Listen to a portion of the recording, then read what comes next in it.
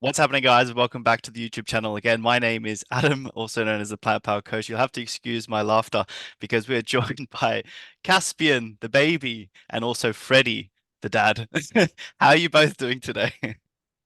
Excellent. Okay.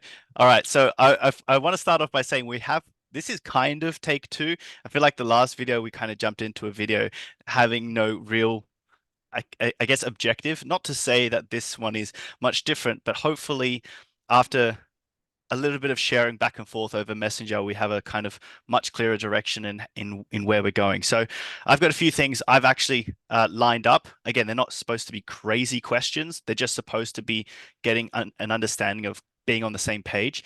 And I guess a little bit of a discussion we had just before, which is kind of you're quite interested in future generations, obviously, because we've got the baby here today. A Yeah. sustainable vegan future. I'm very much on board with that and very understanding of that. And I've also sent across some other resources in regards to some other previous videos that I've sent as well. I'm curious if you've had the chance to watch them. No problem if you haven't. Unfortunately, I am subjected to the wishes of my family, and that was not on the agenda. Actually, we've been spending a lot of the time just watching this guy instead of our TV. Yeah. So Netflix is a thing of the past for me, I'm afraid. Uh, Sorry, n- that's not parent necessar hate. not necessarily Netflix. I was referring actually to the video, the YouTube video that I created, actually. That's fine as well. If you can do a quick summary, we're all ears. Yeah, so the summary of it is protein, so plant-based protein versus animal-based protein. And actually, the first topic that I bring up is that most people, and I'm assuming including yourself, is going to say we need a combination of both. And my rebuttal in the video is essentially, do we actually? And then I explain the video. So, um, pointing out some obvious factors besides the one of the animals that we eat get their nutrients from the plants anyway. So it seems like a very illogical discussion, but then also logical discussion as well. So let's dive into the last time we had a chat. I'm paraphrasing, but you told me that your definition of veganism is an ideology. Do you stand by that? And if so, could you elaborate? Yes, very much so in the same vein as any other modern ideology in terms of, for example, the climate or wokeism, if we can use that term. I feel like it's become a bit of a new age religion in a sense, where there's not much room for discussion when it comes to moderate behavior in terms of what's reasonable and what's not. I mean, I think for most people, uh, going by a purely vegan diet, like you've outlined, is a bit of a hassle. And I would love if there was some leeway. Once we get to the vegan utopia, where everyone is just eating vegan food, that'll be great. But until then, it'll be great if we can just have like a reasonable discussion about Yeah. what we can do to meet our nutrient targets and so on and so forth, right? Yeah, absolutely. And I think what you mentioned before, it sounds like what you're saying is finding a compromise. Is that what you're trying to say, where we still have a combination of animal-based products? Potentially, what you're saying is a reducitarian form. Is that kind of where you're heading towards that? I, I think that would be reasonable, yeah, because while I understand that vegetables and fruit are quite cheap, actually, as opposed to what a lot of people are saying, a lot of people's arguments is that no, no, meat is too cheap compared to vegetables and so on and so forth. I don't buy that argument because I just been to the grocery store. Obviously, vegetables and fruit are very cheap. Um, and it's very possible to construct a vegan diet, but it's still very much more, it's a lot more complicated because meat is a lot more nutrient dense than a lot of vegetables, as far as I know, or at least the information for how to make it the equivalent of a carnivore or carnivore diet Yeah. is not as readily available. So I think if there was a way to transition easily, it would make it a lot more palatable, pun Mhm. intended, for people. So I think a lot of vegans who are propagating this attitude of having to convert to veganism would be well served with Yeah. promoting like a Yeah, easier there's transition.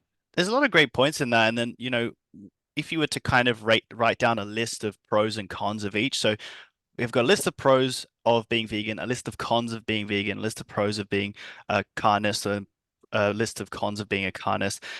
That's kind of what a lot of people, I think, need to think through a little bit more, and not even just think through, potentially just even write these down and be real with them. Um, the reason, I guess, I don't believe in the reducitarian. I'm more of an abolish. What's the term? Uh, I'm more into the abolishment of, Abolitionists? yeah, abolitionist when it comes to animal products. And the reason being is that for me, it's in the same lines of sexism, racism, those sorts of things, and again, extended to speciesism. To be honest, vegans don't actually have a problem with eating meat, dairy, and eggs. It sounds crazy, but it's the same reason they don't have a problem with people who smoke cigarettes. The problem is the process behind it. Like the way Mm. that we get these products comes from killing an animal, and not even just killing an animal, exploitation, all these sorts of things inherent in the dairy industry.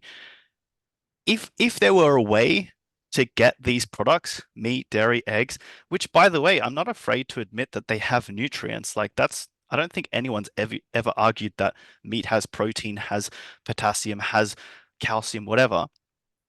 I think the argument is that we shouldn't have to take an animal's life for it when we have an alternative. Right? Mm. If people want to make this, I wouldn't be here today if the argument was I'm a tribe member and we don't have access to fruits or vegetables and I don't have a supermarket with me. I can't win that discussion. There's no point. Like I'm not going to sit here try and justify why you should do it. My point is like, as you mentioned, you go to the supermarket, you have the options to. Um, is it difficult from a habitual point of view? Absolutely.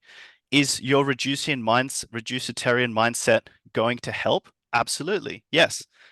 But people who encourage meatless Mondays, reducitarianism, flexitarianism, any forms of reducing these sorts of like animal-based products, I don't think is helpful because they're ignoring the primary issue, which is animal abuse.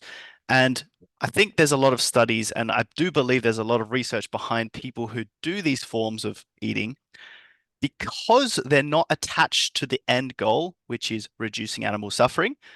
They Mm. will, whether it's a short term or long term, go back to eating animal products, and in some cases, even more, which is obviously causing more of an issue. So for me, it's important that on these calls, I explain that the definition of veganism is to reduce as much suffering and death as far as practicable as possible. If Yeah. you're, as I mentioned last time, if your And house, that's yeah, and if your house, go that's on, sorry. completely reasonable. And also, I mean, from my from a parent point of view, Yeah, and which is I've also been raised to do, is to care about animals and to avoid animal suffering. Of course, that was in a previous context in the sense that veganism wasn't a thing back then. And then that's the thing I wanted to raise on this call as well, is that I think we touched on it briefly in the last call, but veganism as it is today is a very new ideology.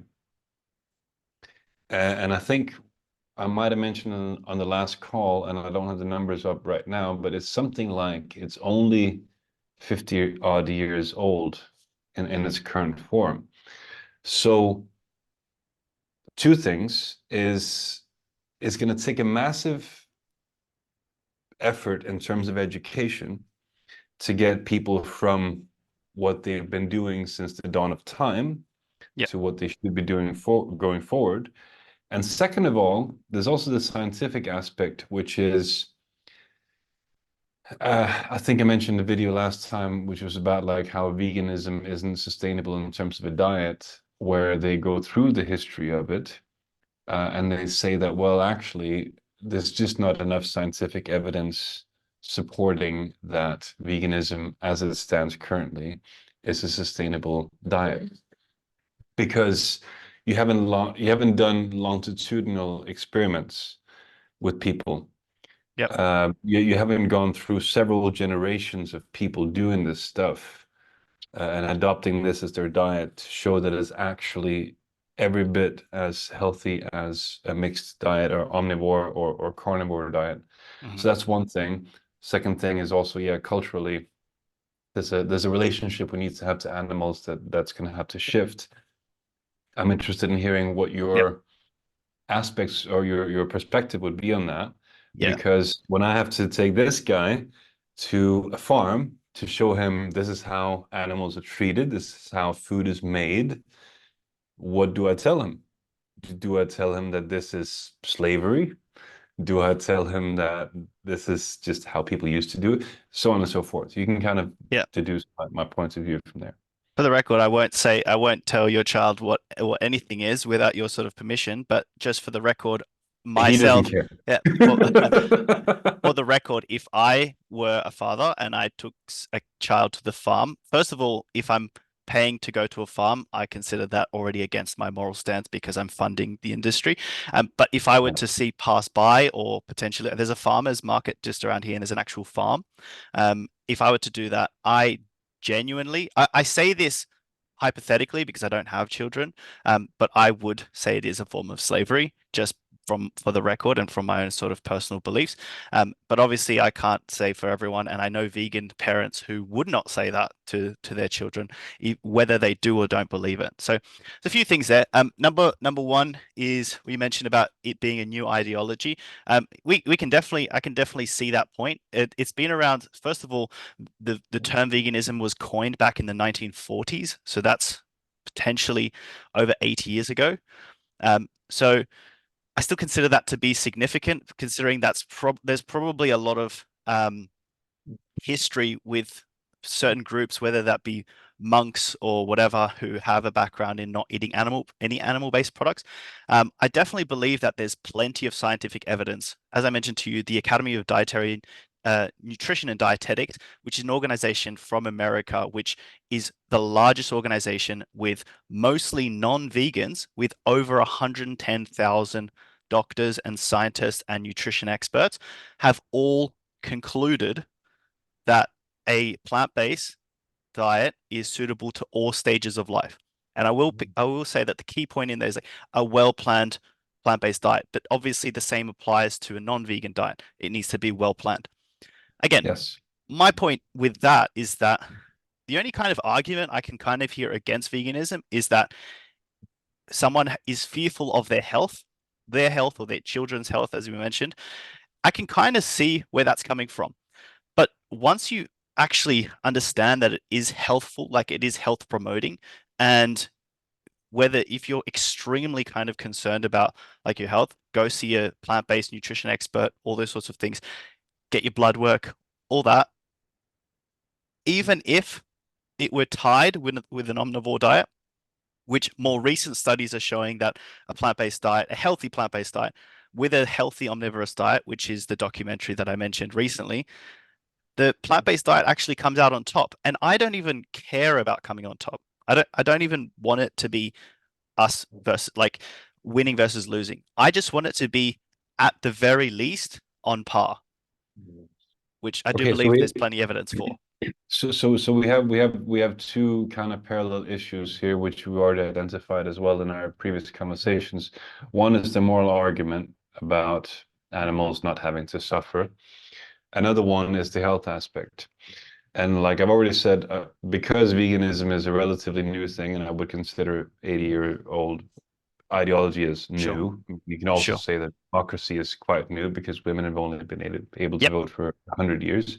it's fine. Um, but I would say that, okay, so comparing that to tried and tested methods, which is an omnivore diet, which we've had as a species since the dawn of time, compared to this, which is relatively new, and also taking into consideration that the advancement of science has only really accelerated within the past 100 years in terms of what we consider of today's standards.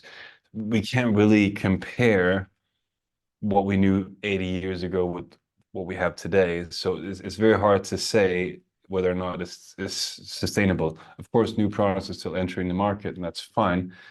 Um, but I still think it's a very difficult waters to navigate.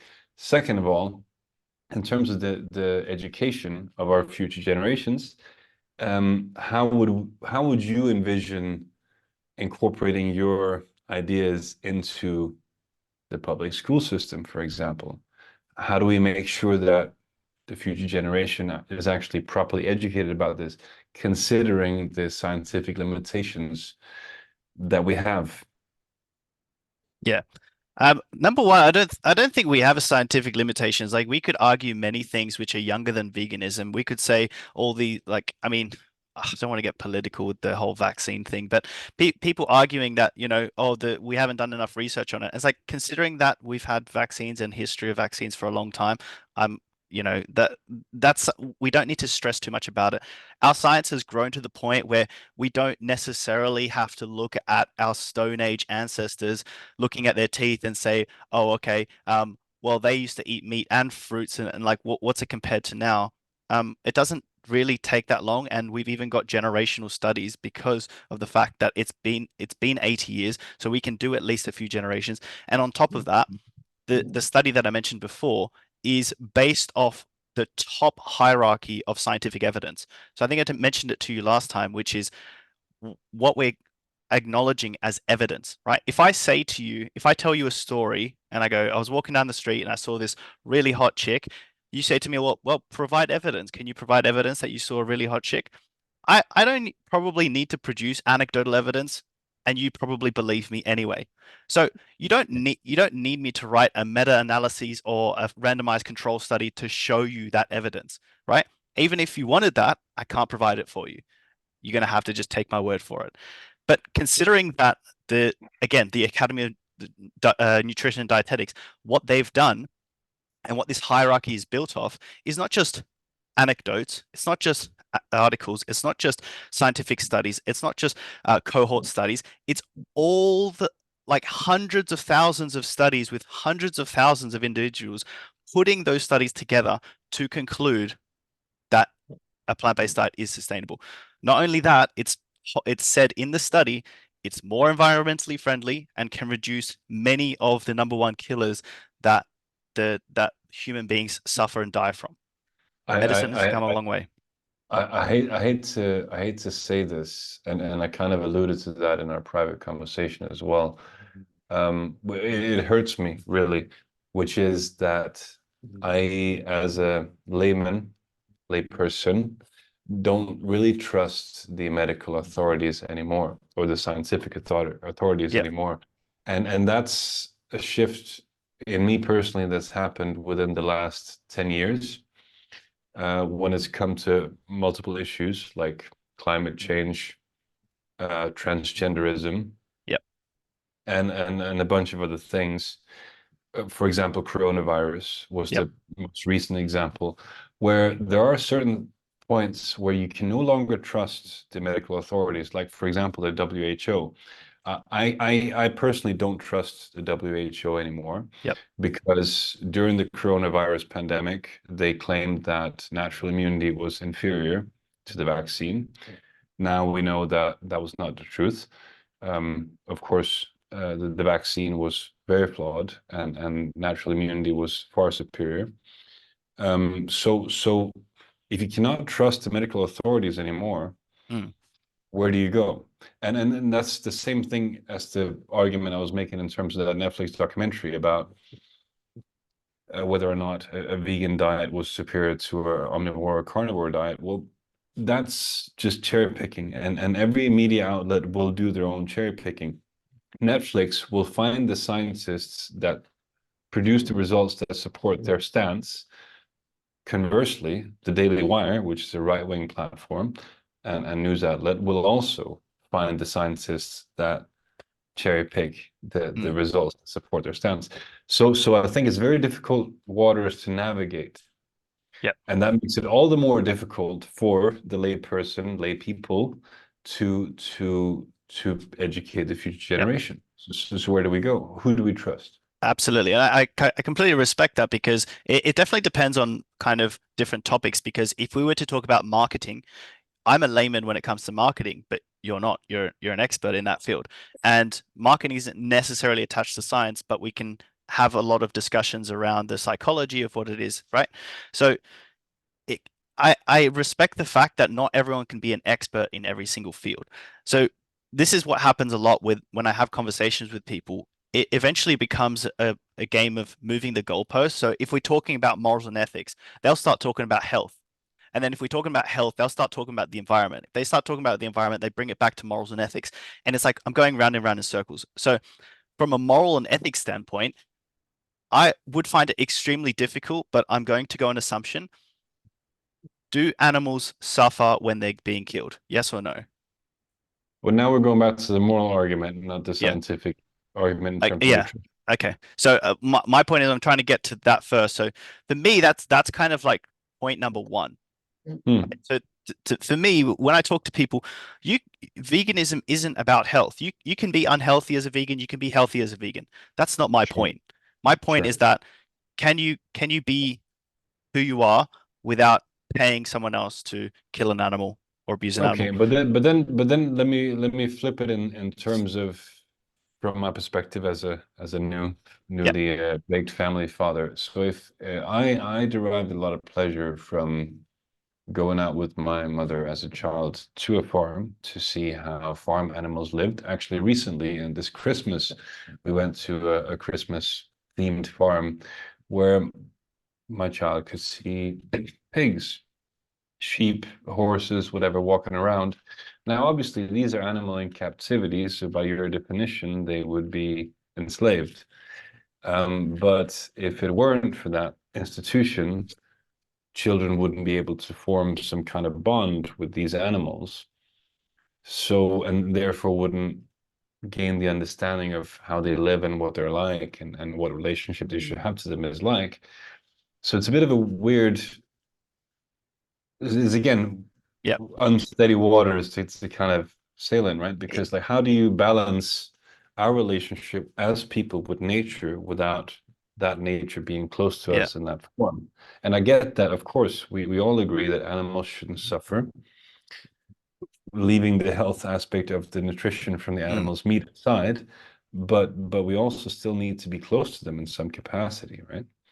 So how would the vegans envision that relationship evolving in the future? Yeah, so it's a bit of a kind of like your argument is essentially like zoos in the sense of like being able That's to also zoos. Zoos is yeah. another brilliant example. Like we love going to zoos. We Yeah. love to see animals there and learn about them. But of course, they're in captivity. So what would the alternative be? Would it be an enclosed safari? In which case, Yeah. we don't have those options in Northern Europe. So would we just have to live without them, or like, what does the future look like? Yeah, I once read this quote, which was when I was a kid, I loved going to zoos because I loved animals. And now that I'm an adult, I don't go to zoos because I love animals. So that's kind of like, for me, it's like people love to argue the point of like, well, we need to have these animals here so we can do research on them so that we can avoid them from being in extinction and so forth, so much and so forth. But a lot of the reasons that they're going through extinction in the first place is because of us. So it's kind of like a double-edged situation there. Another thing is that, okay, I can kind of see where they're trying to say like we need to make some money by having some administration, to to get people through the door so that we can fund these projects in science and stuff like that. First of all, I don't really buy most of that. And again, I'm not trying to put the whole scientific of like, oh, these scientists are saying that we need to do research on them, and I'm against these scientists. By the way, side note on what you mentioned before, I don't necessarily believe everything scientists say, but I do like to kind of put all the pieces together. And as a layman, because I used to be a layman on this topic as well, um, I like to have open-ended conversations. But if I can tie in science to logic, reasoning, compassion, if I can kind of start to put these pieces together, hopefully I can have a conversation with someone like yourself who is a father and allow you to put those pieces together as well. Um, so yeah, I mean, back to the topic of like zoos and stuff like that. I, I mean, how do we have how do we have some animals in zoos where we can do research on them, but then other animals which aren't in captivity or normally in a situation like a zoo, but we still know just about as much as them as others, you know?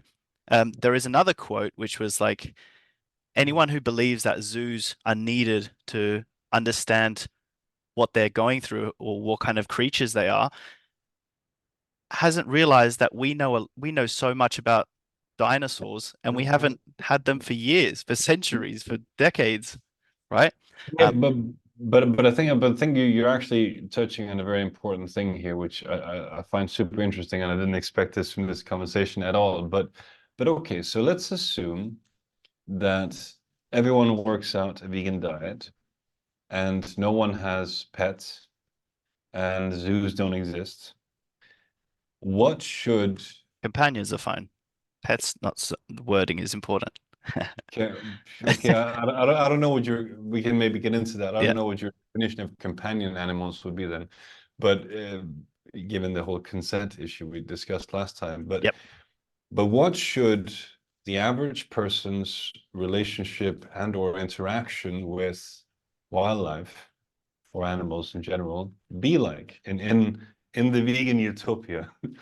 If there is no zoos or pets or other animals in captivity Yep. without consent. If we're going to be educated and live in harmony with them, Uh, what is that? Probably like 5 words, leave them the fuck alone.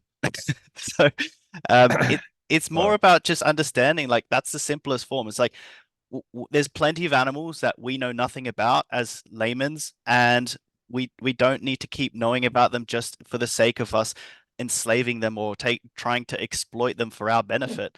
Yet, like there's plenty of researchers and scientists out there that know a lot about all the different species of birds, all the different species of lizards. You're never going to see or hear about these birds ever in your whole life.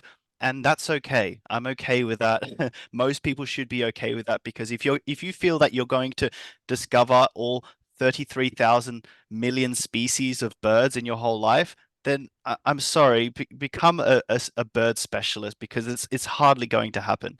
But yeah, so like in this utopia, it's just giving animals the right to their autonomy. It's just like okay, I'm assuming here you're against rhino poaching, right? Yeah, is that what is the correct? It would be hypocritical for me to say yes, because your argument will then be, okay, poaching rhinos for their hide and their horns would be Yeah. the exact same thing as Oh, getting. by the way, go to Africa, see a rhino from one of those trucks where you're imprisoned. Go see it. I don't care. Like that's beautiful. I think that's fantastic. Go for it. As soon as you buy some sort of rhino horn chess board, like I have a problem with that. But You know? even those rhinos are still in some kind of enclosure. No, it depends. Yes, some are, but I'm saying It's the size of the cage we're now debating, right? yeah. So I've again, me myself not being perfect, I went to Bali and they had this open safari kind of thing. And it was kind of like they were trying to find a middle ground. It looked like they had plenty of space, but I actually regret going, to be honest. That to me was already imprisonment. So it was they had plenty of space, all this sort of stuff, but I do believe that there's places in Africa, granted they're probably far more expensive, where you just go right into the jungle, right into the whatever, and you're probably there for hours and hours and hours until you do or you don't see a rhino. But Much, okay, so you found that experience tantalizing enough to go.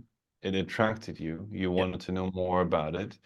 Presumably, you got something out of going, apart from your realization that this wasn't for you. yeah. But then this goes back to my point of what should our relationship be with animals apart from leaving them the fuck alone? Because if we do, then nature will just run its course, and some of them will become extinct and some of them won't, and the whole thing will shift. But if we want to preserve certain species, if we want to learn from them, if we want to be able to interact with them in the future, which we know nothing about, we might be able to create a different relationship with them in the future if we preserve them. So we don't actually know. We're kind of dealing with things we have no idea about here, and this is what concerns me a bit with this Yeah, vegan ideology, is that if you change too many things, the results might not be as expected. The intentions might be good, but the results may not. So yeah. that's what I'm trying to get to. What would your ideal utopia look like? I think it's important to first of all admit that veganism isn't the perfect solution to everything. Veganism is about doing the best that you possibly can. If the whole world went vegan gradually, which is how it would work, it would be impossible for it to go overnight. There's no guarantee that uh, some animals won't go extinct, but I do believe that most people agree with this, that far less animals would go extinct in the first place. So for us, if you're in a situation where you need to do something to intervene with a species to keep it from going from extinction, I can see an argument for intervening. I don't think zoos are intervening. First of all, the animals that we see in zoos are not necessarily going extinct, so why are they there? If you want to go to talk about pandas, okay, I can kind of see where the argument is for that. So I don't know enough about that topic because that just seems like a niche vegan topic. For me, obviously being in the fitness industry, I'm more attached to the nutritional element. But yeah, no, I can definitely see like if humans intervene with a species of animals to prov in their benefit, go for it. But as soon as it turns into a human benefit, when you have an alternative, what? What? That's my argument. Yeah, I mean, but there's again the question of who benefits, right? Because like just to go back to one of the previous You arguments, want to which make I'm sure money you've heard. from benefiting No, them, no, like the no, no, no. pandas. But like, if you look at it from the animals' point of view, I mean, like you've probably heard from a million other people, like those animals wouldn't exist if it wasn't because of the industrialization of the blah blah blah. But the point is that that's actually true. So how do you know whether or not, if you want to take the animal side of things, how do you know it's not in their interest to have more of them bred into existence and so on and so forth? So we're making a lot of assumptions here It, on behalf of it, animals, which you could also argue is a bit arrogant. it can change. When in fact, If we, it can. if pandas are about to go extinct and we intervene to prevent them from going to extinction, good job. But Would that be fair? Would if that you be get fair then? yeah, if you get them to the point where they're overpopulating and so you're making more of them so you can kill and eat their flesh, that's a transition which I do not consider to be acceptable. Like I'm sure Okay, so here's a question then, based on that. If one animal's existence was threatening the existence of another species, whose side do you then take? yeah. First of all, I can't think of any examples like that. Secondly, there's if There's this plenty. is it sounds There's like plenty. yeah, like You're from Australia, actually, so you're very close to New Zealand. I think the dodo bird down there became extinct because of cats, okay. which were imported by the British So so to humans get rid of the rats on the ships. yeah, so the So humans so intervened. so Yeah, actually there are I'm sure you can find more examples I historically of I that. think I think you'll find your answer to that question as soon as you go through immigrations in any Australian or New Zealand border. Don't you worry about that, honestly. I do have an important point I want to get through just before our last few minutes here. Um, Sure. it, we can kind of try and make this a yes or no question. You don't have to if you don't want to, but it's just trying it. Go on. Are you Shoot. for or against animal abuse? It's a loaded question, isn't it? Yes. Yeah, I'm against it, you're of against course. animal abuse. Yeah. So considering that the definition of veganism, whether again you agree with it or not on the definition aspect, is all about reducing animal abuse, how do you explain not being vegan? I think that's your definition. Yeah. So So so what so definition would you give to someone who wants to remove or reduce as much animal abuse as practicable as possible? I'm for the slow transition. Go recently we bought a bunch of eggs and start reading about how different levels of chicken are treated. There are some where I thought it was atrocious, where you had 11 chickens per square meter. Then there was another level which was like 9 chickens per square meter. Then there was a third level which was like 1 chicken per 4 square meters. So like, now we're getting to somewhere that's actually reasonable. So I think moving towards a gradual, situation where we have reasonable conditions for animals to produce the animal products that they produce is for me. Um, and then you can then talk about whether or not it's abuse and stuff like this, but that's just my style. I definitely feel like you're going along the right direction, but for me, it's just again discussing that end goal. So for me to argue 1 centimeter, 1 meter, 100 meters, Yeah, yeah. imprisonment is imprisonment. That's my kind of stance, and I'm very happy that you're kind of doing this form of research. Um, considering, do you consider yourself to have an open mind? Yes or no? Yes. Okay, I know it sounds patronizing, but hear me out. Uh, considering you do consider yourself to have an open mind, what evidence would you have to change your mind on the position? That's this conversation we had before as well, which is like, okay, how do you, whatever evidence do you need to accept Jesus Christ? It's such a nuanced question that I can't answer it. I'm sorry. Okay. Um, the religion one is quite interesting to me because one is a belief system and one is based off animal abuse, which you are against and which presumes that you believe that it exists, like you know it exists, not even a I belief. know, but your definition is very different from mine. So that's why, I mean, take The, Islam, you have Shia and Sunni. yeah, There are different interpretations of the same text, correct. same So facts, same whatever. absolutely. That's why I don't like the word veganism. That's why I don't like the word vegan because Oh shit. Then unfortunately, you have to rebrand. yeah, it's very unfortunate that the word exists because if we talk about someone who doesn't murder or someone who doesn't rape, there's no word for that, right? Hmm. So when we talk about these things, that's why I hate that word. It shouldn't actually exist. But the Well, I have the same feeling about atheism, like what do you go, Sam Harris said something like you don't have a word for someone who's not an astronaut, right? a So astronaut. Yeah. anyway, we have less than a minute. It's going to Yep. cut off anytime soon. So I'll say thank you so much. I hope we got a bit further Yes. in the second discussion. No, that's But if good. you want to wrap up with some final words, I'll leave it to you. That's it. I'm going to put the rest in the description. Thank you so much for having me, Caspian. You've been great as always. Right? I'm gonna Say hello to them. Woohoo! I'm gonna leave it there. And thanks again for your time. And yeah, I'll wrap it up. Thanks, My Freddie. pleasure. See you soon. Bye. Cheers, man. Bye.